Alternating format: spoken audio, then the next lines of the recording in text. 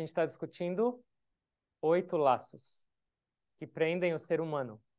E laços é usado, laço ou uma corrente, é usado para prender um animal.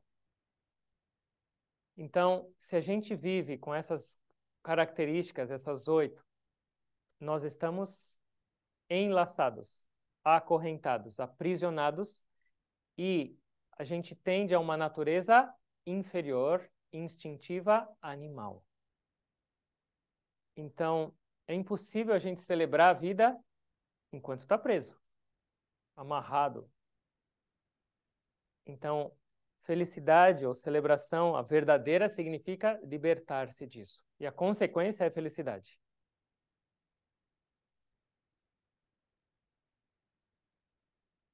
Vamos repetir? Laja, Grina, Bhaya, Krodha, Jugupsa, Kula, Shila, Jati. Primeiro, timidez. Depois, desgosto, ódio, desdém. Terceiro, Bhaya, medo. Todos os tipos. Quarto, raiva. Não é inveja. Raiva. Entendeu?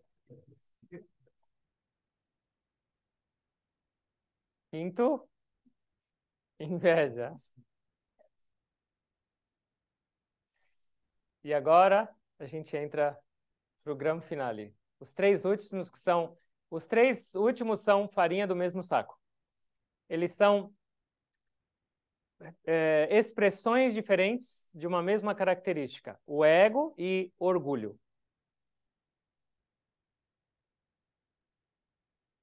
E esse certamente pode parecer estranho para algumas pessoas, porque muitas pessoas falam, mas não é bom ter orgulho. Especialmente desse primeiro. E esse primeiro é chamado kula. Kula pode significar margem. Mas kula tem um outro significado. Kula significa especialmente família.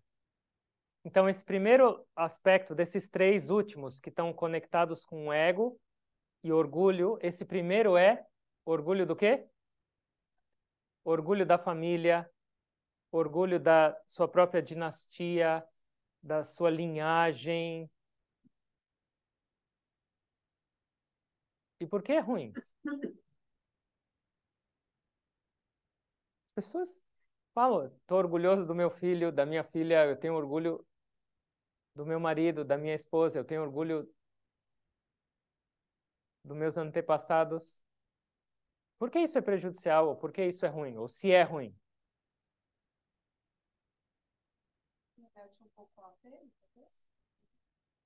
Apego, aprisiona. Separa de ser melhor que o outro. Ser melhor que o outro. Então, primeiro que isso gera algum tipo de comparação e uma sensação de superioridade. O orgulho dessa família. Antigamente, agora eu não acredito que seja tanto, mas o sobrenome de uma família pesava muito, assim. A pessoa, por exemplo, ela teve antepassados extremamente ricos e a família dela foi próspera. Agora ela é paupérrima, não tem nem onde cair dura, mas estufa o peito e fala, eu sou dessa família. Foi muito rica, foi muito próspera. E ela está passando fome, mas ainda assim estufa o peito. Então, isso gera algum tipo de ego, de orgulho, arrogância sobre a sua família, sobre a sua linhagem. Kula. Tem mais um aspecto. Kula significa,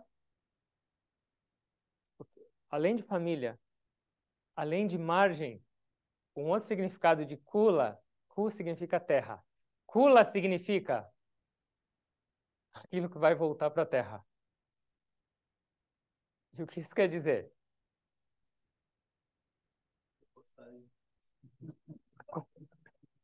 Compostagem, ok. O que isso quer dizer? Todos os seus antepassados que você tem orgulho estão aqui ainda? Ou qualquer outro familiar, ou dinastia, ou linhagem, ou algo que te conecta com uma fonte, vai durar para sempre?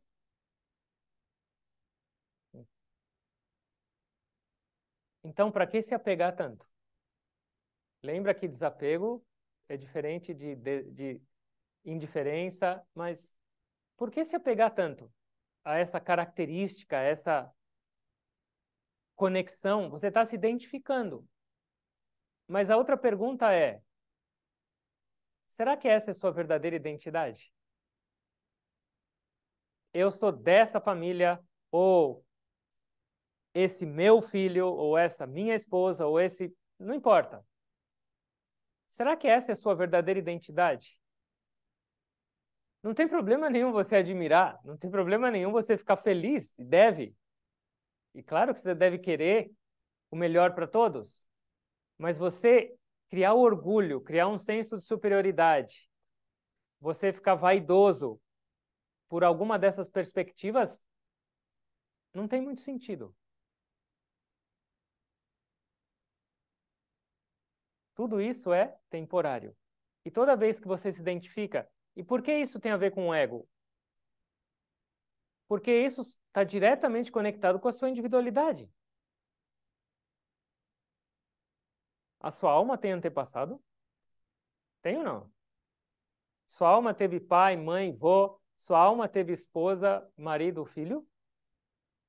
Então, quando você começa a se conectar demasiadamente, lembra que a gente está falando que isso é um laço. Não é errado ter família, nem dinastia, nada, nem gostar da sua árvore genealógica, mas quando você torna isso algo de se tornar orgulhoso e de repente olhar para uma outra família e falar: olha a família dele, que miséria, que horror! Mas a gente faz isso.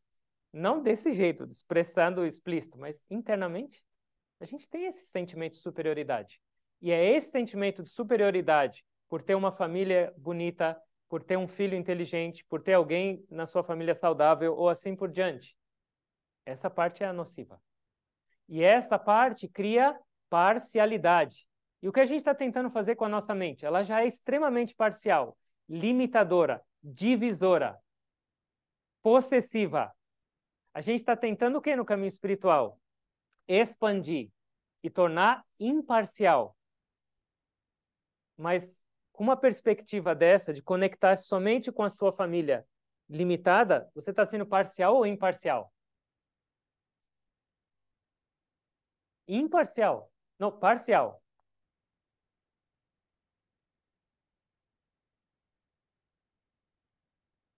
Essa palavra kula, que vai voltar para a Terra. Eu lembrei do Gurudev contando. O Gurudev, ele tinha só 10 irmãos. E o irmão mais velho dele, quando era jovem ainda, tinha uns 30 e poucos anos, ficou de repente doente e foi embora. Quase que subitamente. E a mãe dele estava arrasada. E aí o Gurudev, que já estava morando no ashram, foi visitar a família nesse momento difícil, estava todo mundo sofrendo. E aí quando chegou lá, o pai dele tinha ido buscá-lo no ponto de ônibus. E quando ele olhou, o pai dele estava sereno. O próprio Gurudev ficou incomodado com a serenidade do pai. E aí o pai dele falou: como você tá? Tá tudo bem? Ele falou: pai, posso te perguntar uma coisa? Você não está triste com a morte do seu filho? E aí o pai do Gurudev falou assim: essa foi a pergunta mais estúpida que eu já ouvi na minha vida. Como você pode perguntar uma coisa absurda dessa se eu vou estar triste ou não? Ele falou: é claro que eu senti. É claro que eu estou triste. Ele me trouxe a paternidade, ele me ensinou a ser pai, ele me ensinou a fazer tudo que eu sei hoje com relação à família. Mas, uma coisa eu tenho certeza, ele não era meu filho, esse foi um empréstimo. Deus me emprestou esse filho por algum tempo para eu aprender a ser pai, para eu aprender muitas coisas, para eu amadurecer. E aí eu aprendi, eu amadureci, eu cresci, e agora Deus simplesmente falou assim, agora eu quero ele de volta. Ele tem que voltar para mim. Ele explicando isso para o Gurudev, um pai que perdeu o filho consolando o Gurudev, que não tinha compreendido muito aquela serenidade dele. Mas a serenidade dele não veio de uma supressão e falou, não posso chorar na frente do meu filho. Mas veio de uma compreensão que o filho dele era um presente, mas era um empréstimo, que ele tinha que aproveitar. E ele estava tranquilo por quê? Porque ele aproveitou ao máximo. E aí ele deu o exemplo de um bancário, de um banqueiro. Então ele fala, assim como um banqueiro, chega alguém e faz um depósito, o banqueiro fica feliz, que ele recebeu aquele dinheiro. E o que ele faz com esse dinheiro? Ele investe, ele trabalha e o dinheiro rende um monte de lucro para ele.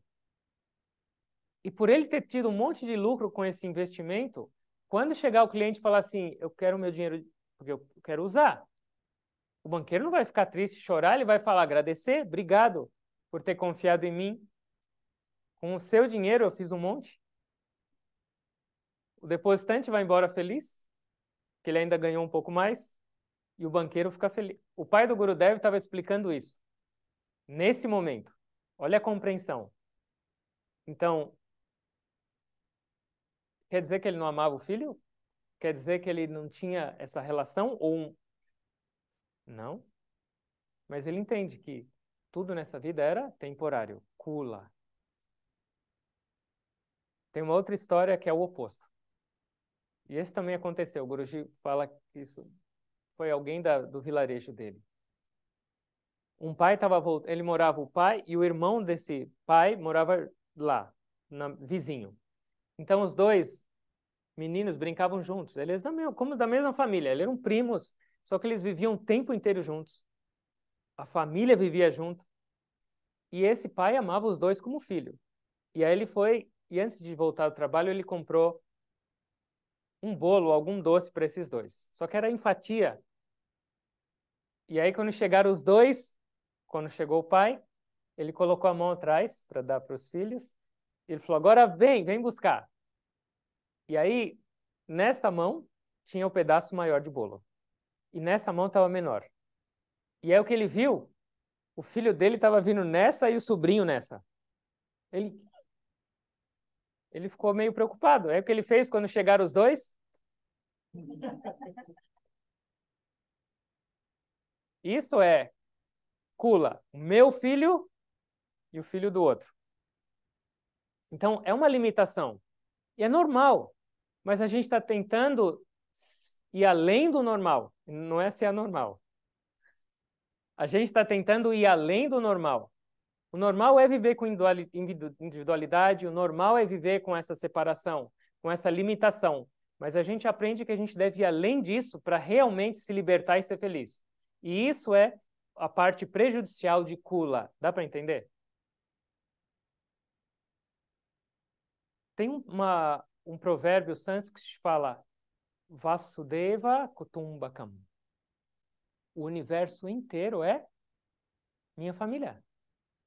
Olha a diferença de você ter uma família de 4 ou 5 para uma expressão e uma experiência de o universo inteiro é minha família.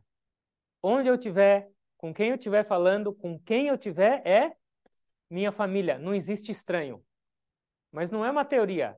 Isso deve ser uma experiência nossa. Mas se você continuar só tendo orgulho da sua dinastia, do seu avô, do seu bisavô, só do seu filho, da sua filha, do seu marido, da sua mulher, quando que a gente vai ter a oportunidade de fazer isso? Então, o que significa aqui isso? Significa que você vai ter que desgostar da sua família? Não. Mas você vai expandir o amor que você tem pela sua família e o orgulho por todos. Isso é um trabalho. E isso é a expansão de consciência que a gente tem que ter nas nossas vidas. Imagina que maravilhoso. Onde você for, com quem você tiver, sua família. Do mesmo jeito que eu amo essa família sanguínea, eu vou amar todos. Imagina o tamanho do seu coração, como vai ficar? Não vai caber em você. E não é isso que a gente quer? Não existe estranho. Esse é meu, esse não é meu. Esse eu amo, esse é estranho. Isso é limitação. E isso é kula. Dá para entender? Tinha um grande defensor da liberdade, da independência da Índia, naquela época de diferença com a Inglaterra.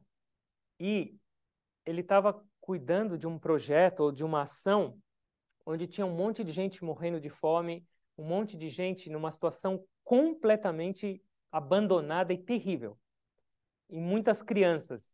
E ele era o líder desse movimento que estava cuidando disso. E ele tinha, naquele dia, uma atuação que era extremamente imprescindível, que ele teria que estar presente, porque senão ia acontecer algum tipo de desastre com aquela população. E no mesmo dia, ele só tinha um filho, e o filho dele estava doente em casa. E aí ele falou para a esposa, eu preciso ir. E aí a esposa falou, olha o estado do seu filho, como você vai abandonar ele? E aí ele ficou arrasado. E aí ele parou e pensou assim, é verdade, o nosso filho está doente, mas tem ali fora centenas deles doentes e à mercê de morrer. Então, por centenas, eu vou ter que abrir mão de ficar na presença de um. E ele foi. E o que aconteceu? O pior. O filho dele morreu. Ele fez. A esposa, imagina o estado dela. Mas olha a visão expandida. Não era só um filho dele, ele tinha centenas de filhos. E ele se sentia responsável por todos. E decidiu por todos. Claro, uma decisão crítica, ou é uma história crítica, ou é algo extremo. Mas a gente não precisa chegar nesse extremo.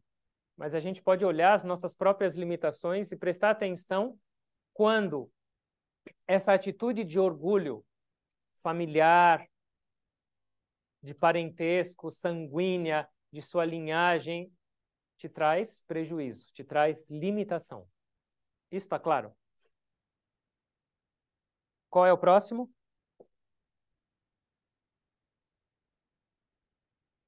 E o que eu tenho que fazer quando eu tenho orgulho da minha família, por exemplo? Pensa nessa perspectiva do pai do Gurudev. Aquele filho, ou aquele marido, aquela esposa, aquele vô, aquele tio, aquele X, é realmente sua família? Ou aquilo lá é só a presença de Deus? Como eu faço para acabar com esse orgulho? Lembra da presença de Deus? Ela está em todos ou não? Porque quando você está sentindo orgulho daquela pessoa, você não está sentindo orgulho da alma. Você está sentindo orgulho de alguma característica individual, sim ou não? E você está associado a ela. Então, não tem problema. Quando você sentir orgulho da sua família, você está feliz por ter uma família linda, estável, equilibrada, isso é maravilhoso. Mas não esquece de um detalhezinho. Qual é esse detalhezinho? Deus, obrigado. Você me deu a oportunidade de ter essa família? E não só a oportunidade de ter uma família, mas você se manifestou como a minha família? Lindo. É só transformar o seu orgulho em devoção, seu orgulho em expansão. Ao invés de individualidade, de contrair, você está expandindo. Então, transforma o sentimento de orgulho. O sentimento de orgulho é negativo. Para um sentimento de gratidão, por ter uma família linda, por ter um filho inteligente, por ter qualquer coisa relativa a isso. Transforma isso em gratidão por Deus. E isso é a expansão do seu coração. E o orgulho é contração. Dá para perceber isso? Próximo. É outra faceta desse mesmo orgulho. Shila. E o que era Shila?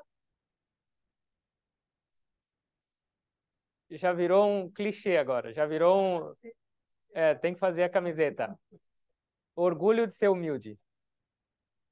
Então, Shila também é orgulho, mas é orgulho não mais da sua família, mas é orgulho das suas boas qualidades. Orgulho de ser caridoso, orgulho de ser paciente, orgulho de ser humilde, orgulho de ser tolerante, orgulho e assim por diante. Puxa, nem disso eu posso ter agora. Por que é ruim? Por que é ruim? Hã? Orgulho espiritual. E por que é ruim? Você acha, né? A pessoa se acha. E, então, e outra coisa, a pessoa, vamos supor, ela fez alguma coisa e ela foi elogiada e ela falou, opa, funcionou.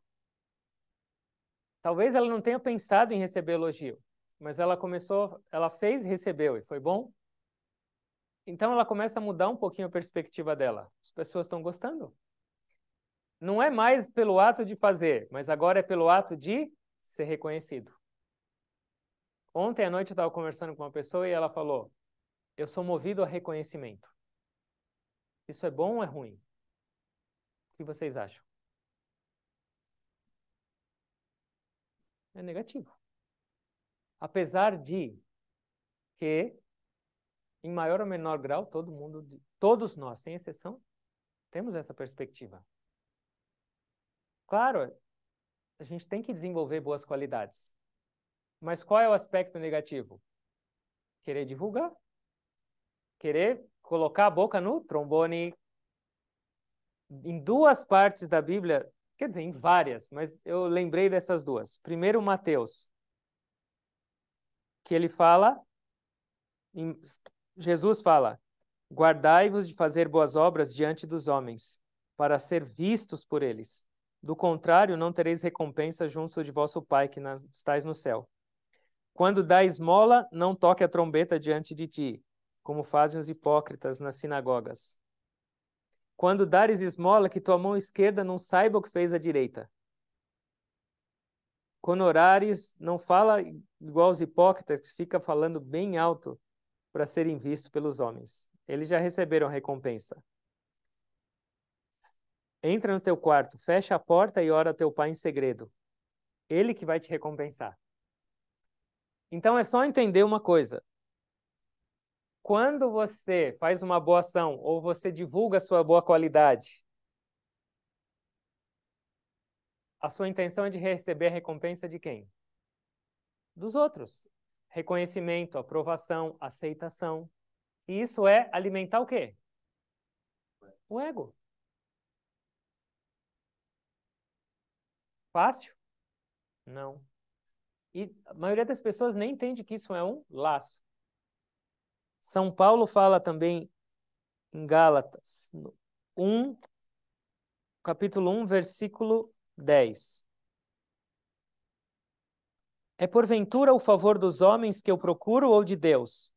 Por acaso tenho interesse em agradar aos homens? Se eu quisesse agradar aos homens, eu não seria servo de Cristo.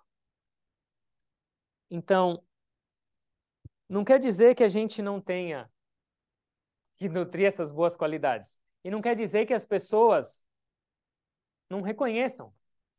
Mas qual é o negativo desse Shila? É o buscar o reconhecimento externo. Porque gradualmente a sua boa intenção de fazer isso, a sua boa qualidade vai estar misturada com ego. E aí o efeito dessa boa ação, o efeito dessa boa qualidade é diminuído, adulterado, igual gasolina adulterada. O Gurudev falava assim, que você pode ter um tonel de leite desse tamanho. Se você colocar uma gota de veneno, o que acontece? O leite inteiro está envenenado. Então você fez algo maravilhoso, lindo, e saiu divulgando e ganhou um monte de elogio. Essa é a gota da sua boa ação.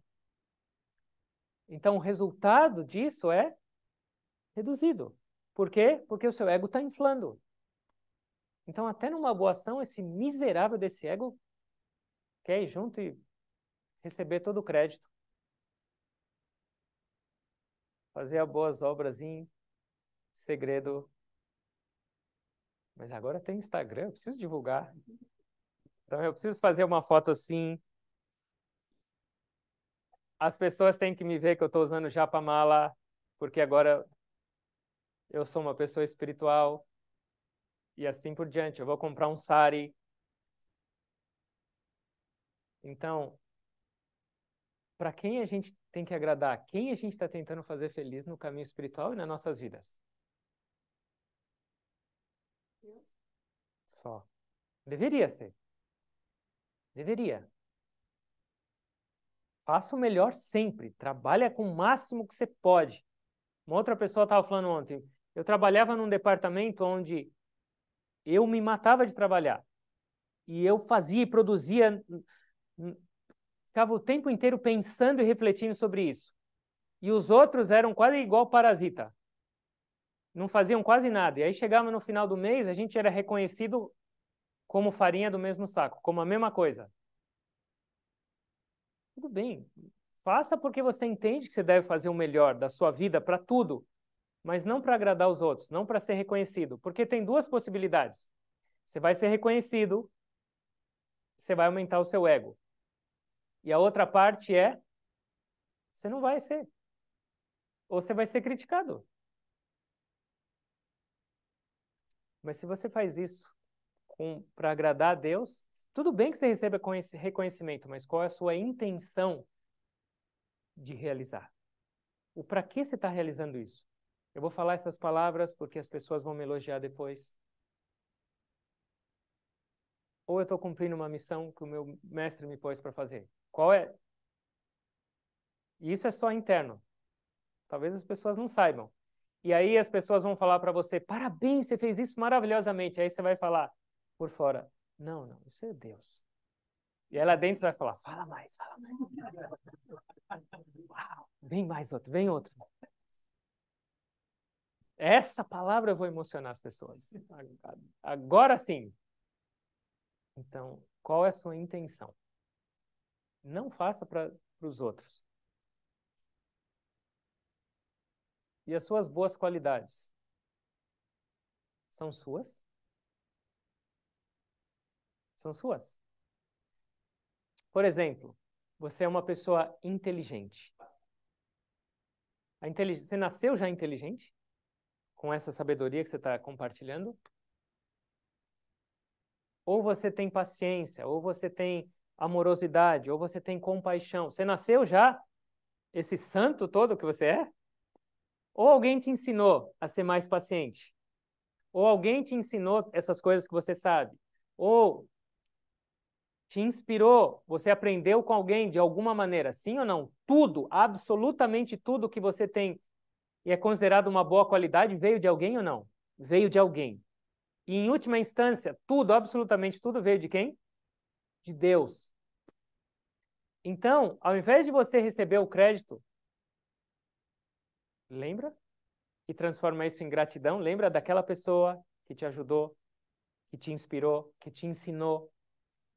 Agradece a Deus por ele ter manifestado em você essas boas qualidades, essa inteligência ou essas suas outras coisas que são admiradas. Mas se você canalizar isso para você, esse você que você está canalizando é seu ego. O Gurudev falava assim, vocês vão usar essa roupa laranja e as pessoas vão começar a te admirar. E elas vão vir e vão se curvar.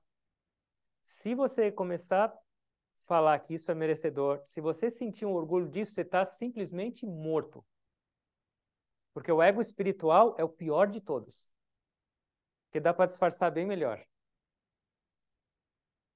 E aí ele falava, quando alguém vier te agradecer, alguém for com humildade se curvar, mentalmente fala, Deus, eu sou simplesmente um verme. É o que o Gurudev falava, eu sou um verme, insignificante. E essa pessoa está querendo se conectar com você, não comigo. Por favor, não me deixa me meter no meio relação entre você e essa pessoa. E é fácil, se você não presta atenção, se você não realmente não observa o tempo inteiro, a gente está caçando. O ser humano, por insegurança ou por não saber quem ele é, o potencial dele, ele é um caçador de elogios. Ele é um caçador de reconhecimento. Quase todos. Alguns mais, outros menos. Que a gente seja caçador do reconhecimento divino. É ele que vai expandir o seu coração. E o negócio é o seguinte, é também parcialidade. Porque você gosta de elogio ou não? Sim ou não? Sim. E você gosta de crítica ou não? Sim? Eu vou começar, hein? Eu vou começar, hein? Desde ontem, sim. Ou agora sim, né? Que a gente está no satsanga. É difícil alguém gostar de crítica.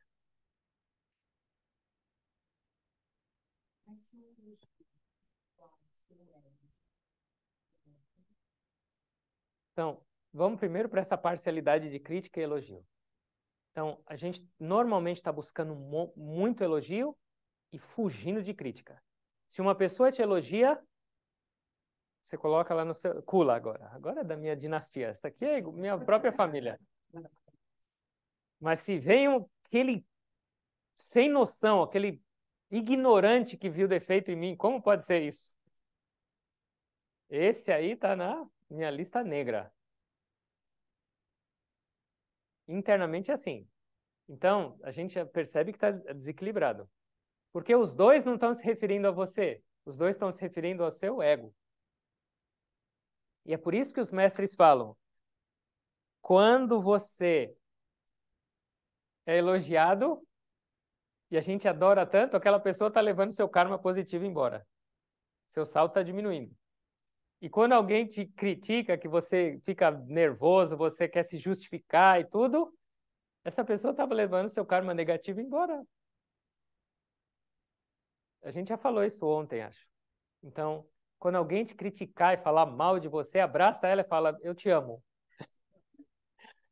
Nunca vi uma pessoa tão maravilhosa na minha vida. E quando alguém te elogiar, fecha o ouvido, sai correndo, fala, sai, Satanás. Em uma semana você vai estar internado no hospital psiquiátrico, o pessoal não vai entender. Não tem problema. Seja elogiado. Mas o que fazer quando se for elogiado? Qual deveria ser a nossa atitude interna ao ser elogiado?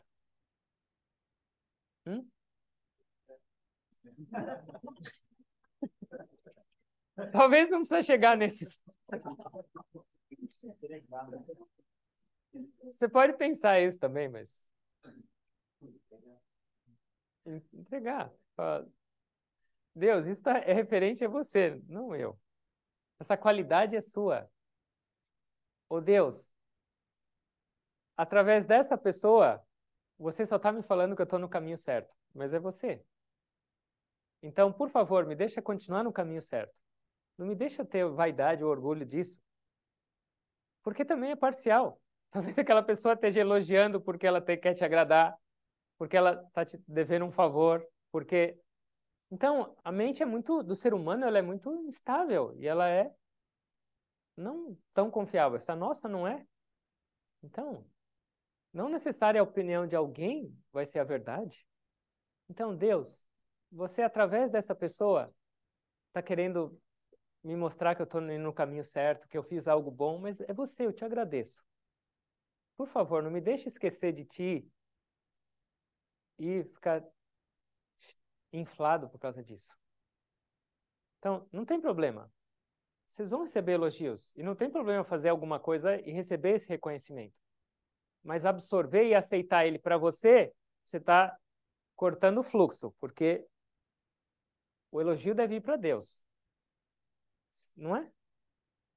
Por causa da presença da alma nesse corpo, você pensa, você fala e faz boas ações.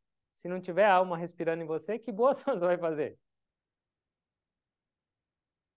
Você vai virar pó. Então, lembrar. É a mesma coisa da família, só que agora aqui é nesses momentos. Que não sejamos caçadores de reconhecimento, que não sejamos caçadores de elogio. Eles vão vir naturalmente. Se você correr muito atrás dele, ele vai fugir. Puxa, ninguém me reconhece. Mas se você começar a direcionar mais isso para o divino, naturalmente isso vai vir para você. Mas naturalmente isso não vai te afetar tanto. Isso está claro? Shila. Orgulho de ser humilde. Qual é o último?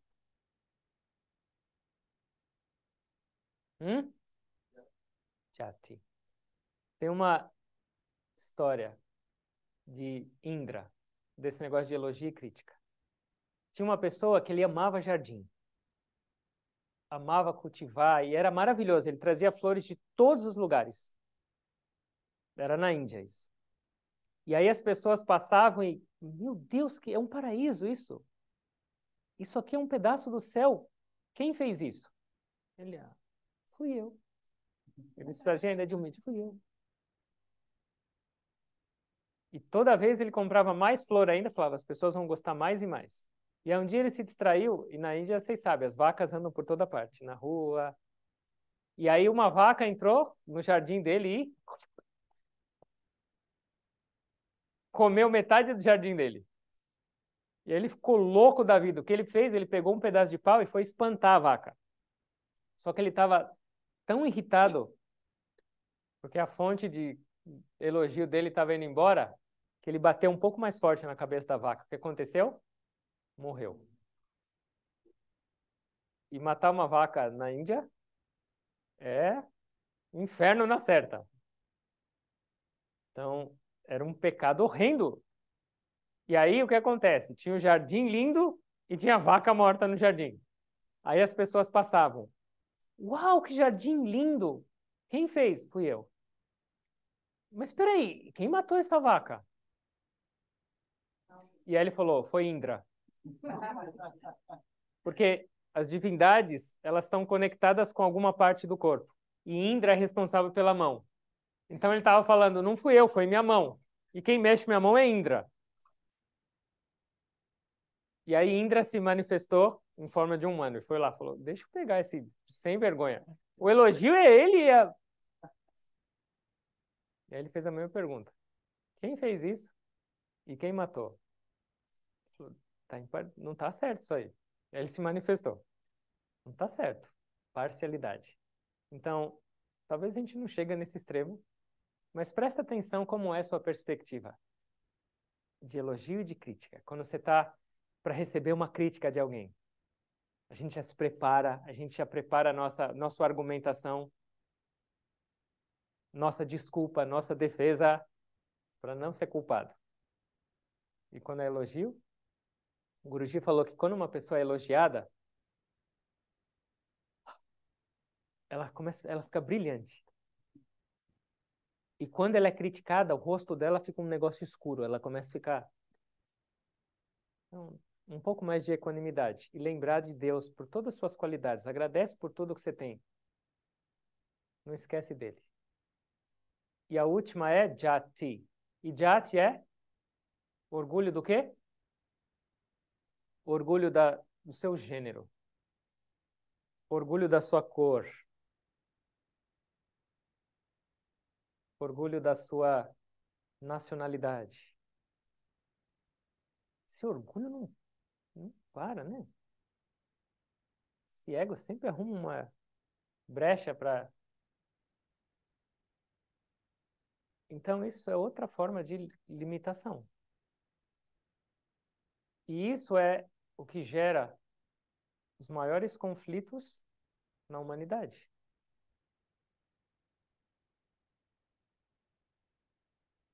Apartheid, nazismo, fascismo. Da onde vem tudo isso aí? Jati. Eu sou branco, eu sou negro, eu sou japonês, eu sou esse... E eu sou... Minha raça é superior. E o resultado? E não só nesses extremos. Machismo, feminismo, esses ismos todos aí. Só confusão, só briga, só distorção, discriminação, violência e completa separação.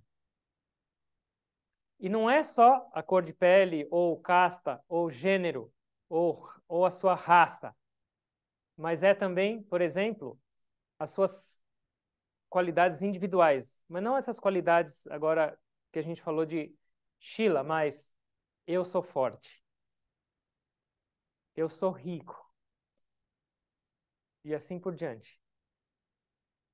Superioridade por alguma coisa que veio para você.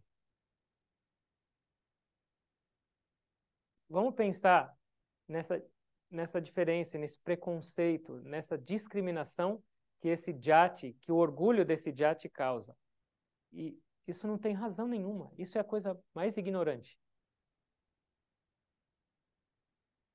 Vamos supor, tem uma pessoa negra e uma pessoa branca. Pega agora as duas peles e puxa.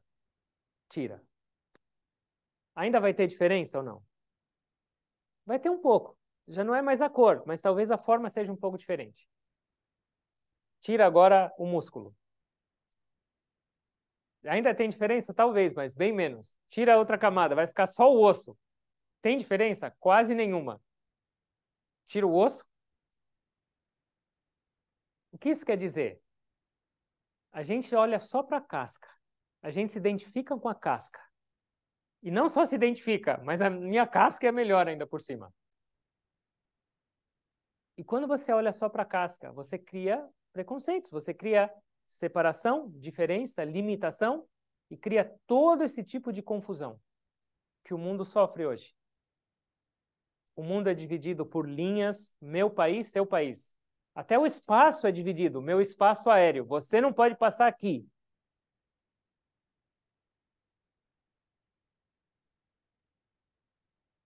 Pensa, há alguns anos atrás, como era ainda esse negócio de machismo, como a mulher era considerada na sociedade, ou isso ou aquilo.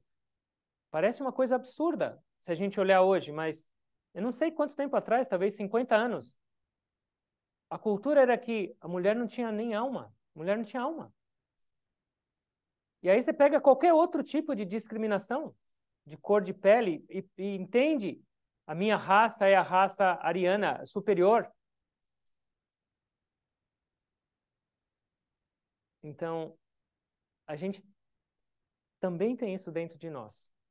Orgulho do seu time de futebol, faz parte de Jati. E o que acontece? Por esse orgulho, por se achar superior ou por se identificar tanto com isso, quando perde, num jogo de futebol sai morte. A pessoa se acaba. Então, é esse orgulho dessa sua identificação com algum aspecto individual seu, se conectar com algum tipo de rótulo, e que é um veneno especialmente para a humanidade em geral, é um veneno. Mas para nós que estamos querendo crescer espiritualmente, querendo se conectar com a fonte, porque onde está a fonte? Está além da pele, está além do músculo, está além da gordura, está além do osso, está na essência. A minha pergunta é, você tem um gênero, na sua identidade tem, você é homem, mulher. A sua alma é homem ou mulher?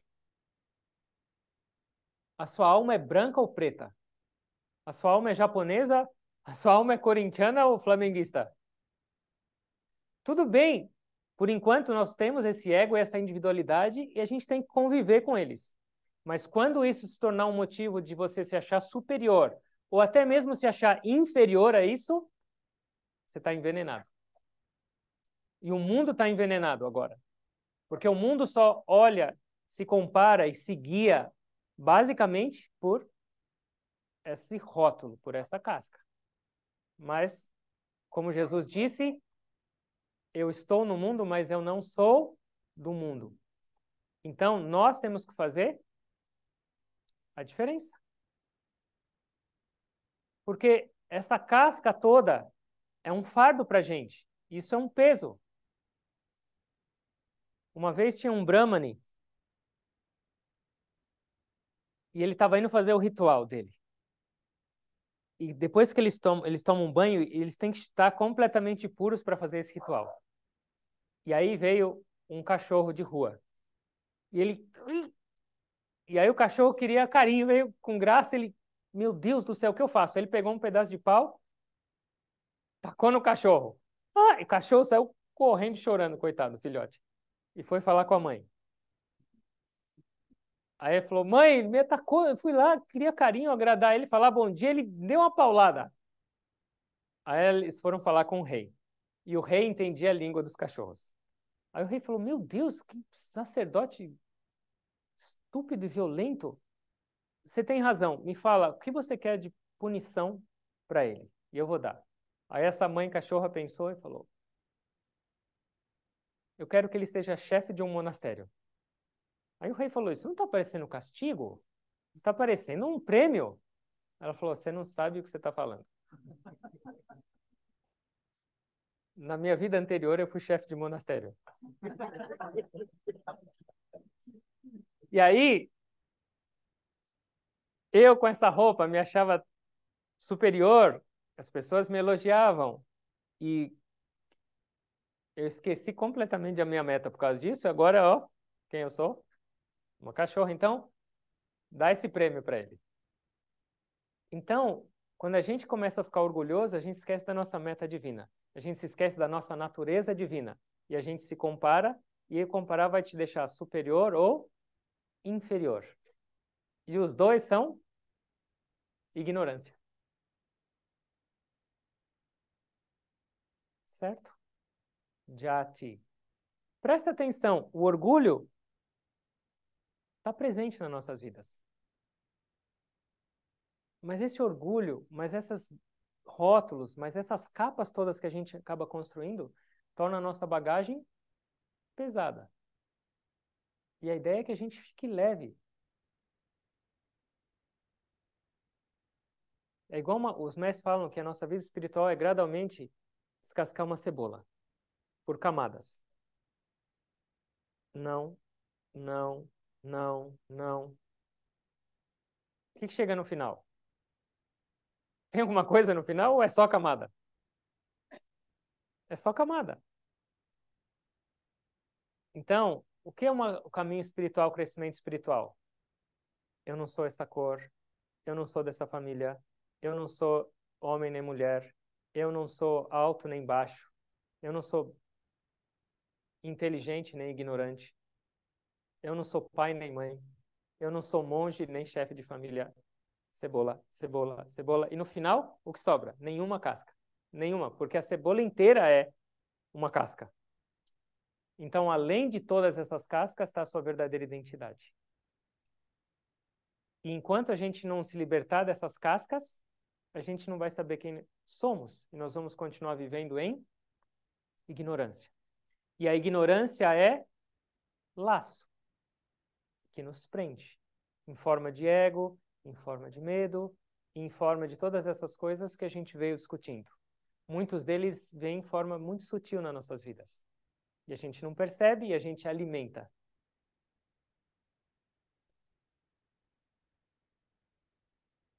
O caminho espiritual não é fácil. Porque exige essa percepção, essa consciência. Mas viver na ignorância também não é fácil. É dolorido. Então a gente tem que mudar. A gente deveria se esforçar para entender a nossa verdadeira natureza. E não viver e aceitar uma natureza animal. Mesmo ela sendo intensa ou mais leve, ainda assim. A gente consegue enxergar os animais presos. Mas será que a gente consegue enxergar que nós, muitas vezes, estamos presos como animais por esses laços? Então, esses laços, segundo o Guruji, eles nos tornam fracos. Mas essa percepção que a gente está enlaçado deveria servir de estímulo para a gente crescer, para a gente melhorar, para a gente transformar. Se a gente souber o nosso potencial divino e onde a gente pode chegar, a gente não ia se contentar com uma vida mais ou menos. Ah, eu tenho raiva, mas é um pouquinho. Eu tenho inveja, mas é só de vez em quando.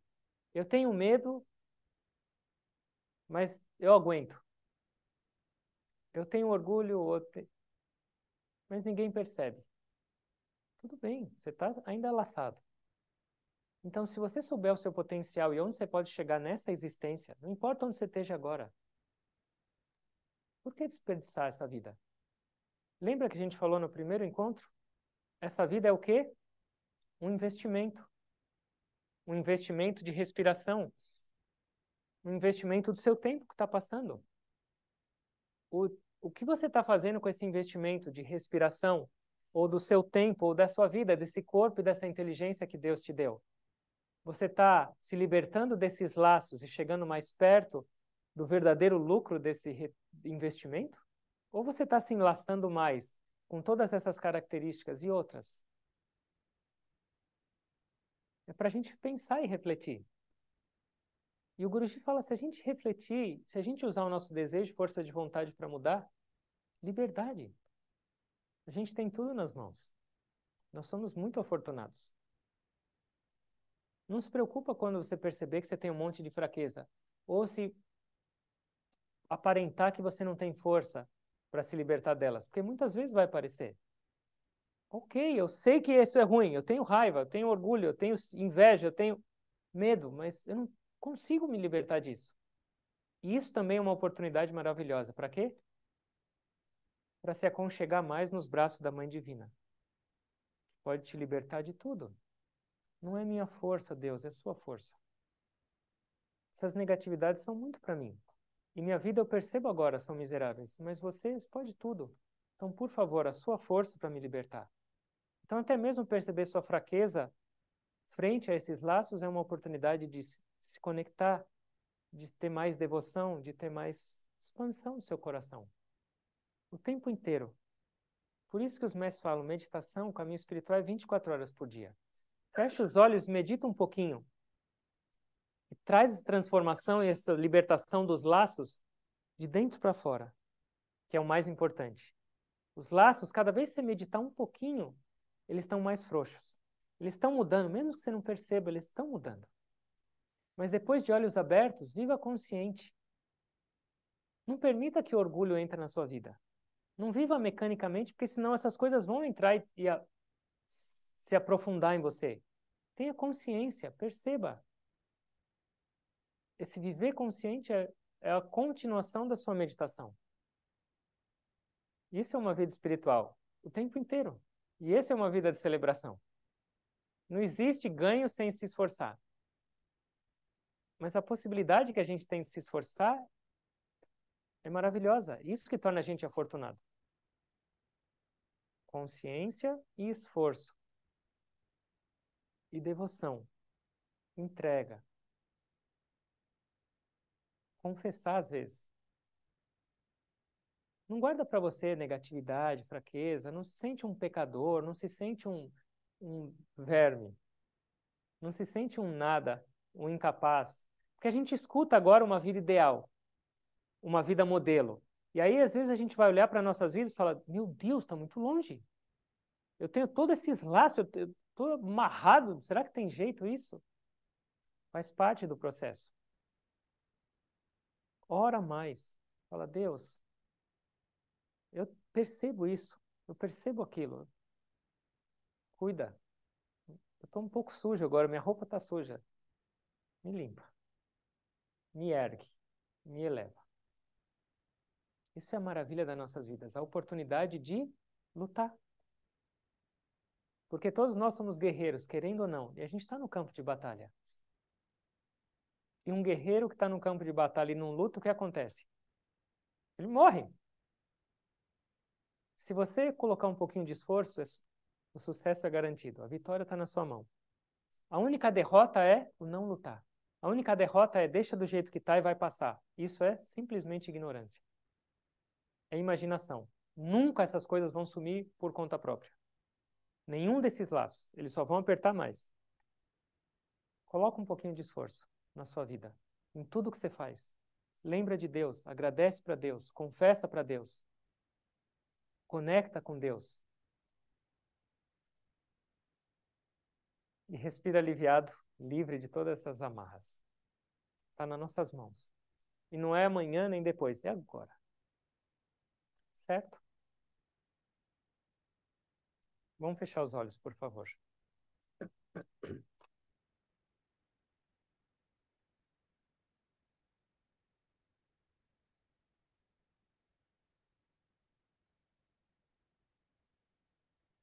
Lembra da sua respiração. Lembra do seu investimento mais precioso. Está entrando agora nas suas narinas. O que você está fazendo com ele? Essa respiração está servindo para alimentar mais desejos, mais apego, mais ignorância, mais individualidade, orgulho. Ou essa respiração está servindo para você lembrar de Deus e agradecer por Ele? Mudar está nas nossas mãos. Depende somente do nosso desejo.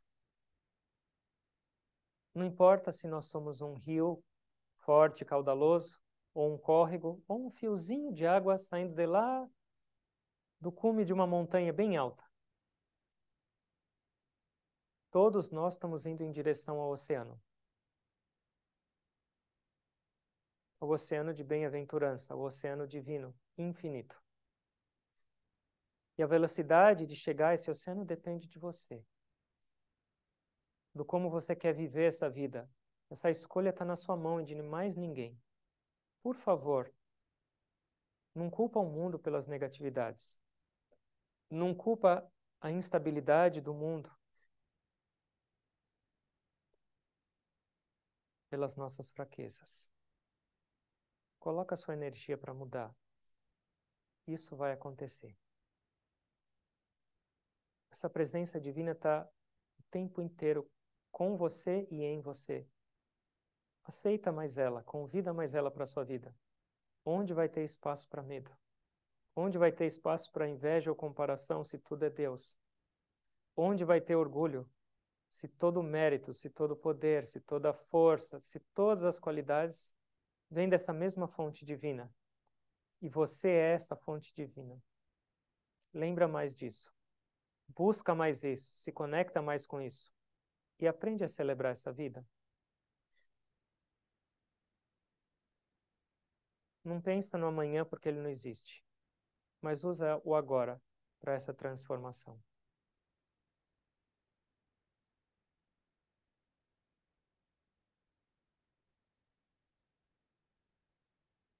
Orando para cada um de nós, que sejamos vitoriosos nessa batalha da vida.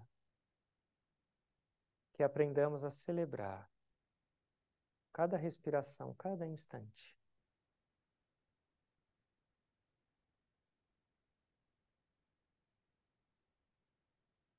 Eu agradeço a Deus por essas oportunidades que a gente tem.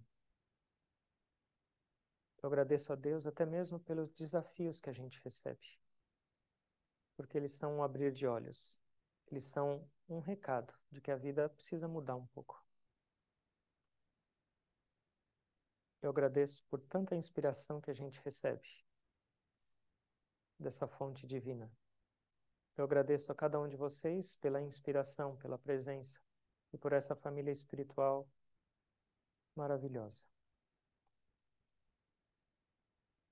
Eu agradeço a presença de Deus em mim e em cada um de vocês pelo dom da vida e tentando me conectar com essa presença divina, com esse oceano de amor, de paz, de alegria e bem-aventurança que cada um de nós é em realidade. Eu me inclino a vocês.